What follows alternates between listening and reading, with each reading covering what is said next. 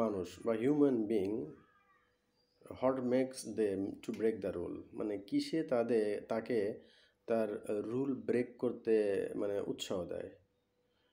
যেমন একজন ট্রেডার, সে ট্রেড করে এবং ট্রেডিং করার জন্য তার কিছু রুল থাকে, সে নিজের তৈরি করা রুলগুলো সে ব্রেক করে।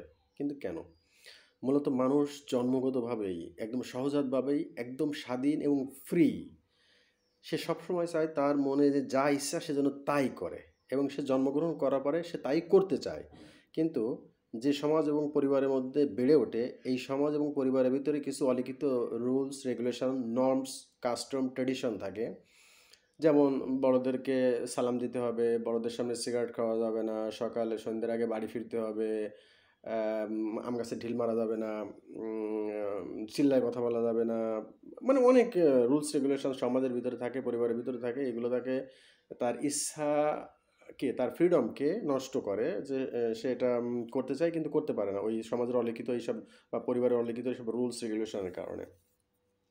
তো এই বিষয়গুলো একটা মানুষের ব্রেনে মেমোরি হিসেবে থেকে যায়, এবং এটা একটা ইমব্যালেন্স তৈরি করে বা ভ্যাকিউম তৈরি করে। এটা রিকনসিলেশন প্রয়োজন হয়, কখনো কোনো কোনো ঘটনা এটা রিকনসিলেশন হয়, এবং কখনো এটার ইমব্যালেন্স ব্রেনের ভিতরে স্মৃতিতে থেকে যায়।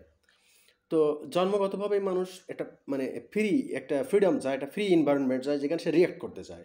সবসময় সে রিয়াক্ট করবে ফ্রিভাবে, তার কোনো রুলস রেগুলেশন থাকবে না, beyond the rules and regulation সে এভাবে রিয়াক্ট করতে চায়। তো ট্রেডিংয়ের ক্ষেত্রে মার্কেটে মার্কেটে মানে হাজার হাজার টাকা, হাজার হাজার ডলার লস করা খুব সোজা, কারণ এখানে কোনো রুলস রেগুলেশন মানে থাকে না। মার্কেট এই রুলস রেগুলেশন প্রোভাইড করে না। সমাজ যেমন একটা কাস্টম ট্রেডিশনের মধ্যে দিয়ে যায়, এবং সমাজের অন্যান্য সদস্য এই কাস্টম ট্রেডিশনকে আপহোল্ড করে রাখে, বা যারা অ্যাডাল্ট বা যারা সিনিয়র তারা এটাকে একটা কন্টিনিউশনের মধ্যে রাখে। Market itself don't provide any rules regulation to protect the capital of traders. So এখানে মার্কেটের কোনো রুলস রেগুলেশন থাকে না, এখানে ইচ্ছে করলে হাজার হাজার টাকা লস করে ফেলে দেওয়া যায়, কেউ কাউকে কিছুই বলে না। তো এরকম একটা এনভায়রনমেন্টে ফাংশন করার জন্য, ফাংশনিংয়ের জন্য ট্রেডাররা রুলস রেগুলেশন তৈরি করে। কিন্তু মানে মিস্টিরিয়াসলি দেখা যায় যে ট্রেডার নিজেই তার রুলস রেগুলেশন তার ভালোর জন্য, তার সুবিধার জন্য, তার ক্যাপিটাল প্রোটেক্ট করার জন্য, তার প্রফিটের জন্য করে।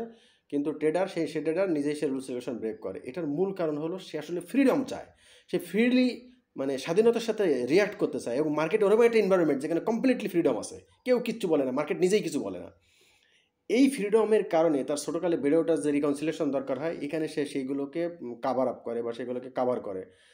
তো এই কারণে দেখা যায় যে ট্রেডার তার নিজের তৈরি করা রুলসও everything is fine, everything is nice, there is no setup at all in the market now.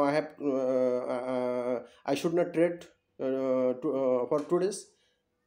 Okay, এখন trade I will shut up the windows, but something arise in my mind like that, okay, just I want to take a trade.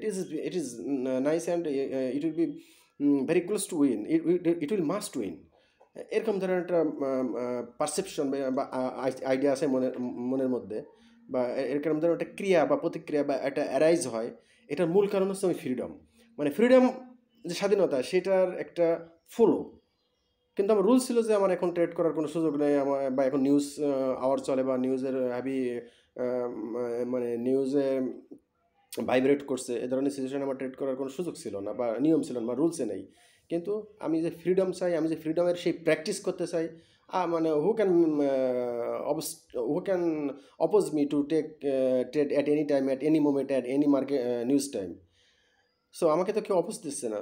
So আমার rules regulation থাকা সত্ত্বেও আমি এটাকে break করতেছি, এবং আমার ওই ফ্রিডমের প্র্যাকটিস করতেছি। মূলত এই ধরনের ডিলেমা বা এই ধরনের কনফ্লিক্ট, সমাজের সাথে মানুষের স্বাধীনতার যে কনফ্লিক্ট, একইভাবে মার্কেটের যে ফ্রিডম, এই ফ্রিডম ভোগ করার সাথে এই রুলসগুলো ওই ব্যক্তি বা ওই ট্রেডারের তার ব্যক্তিগত সত্তার, রিয়েল সত্তার কনফ্লিক্ট।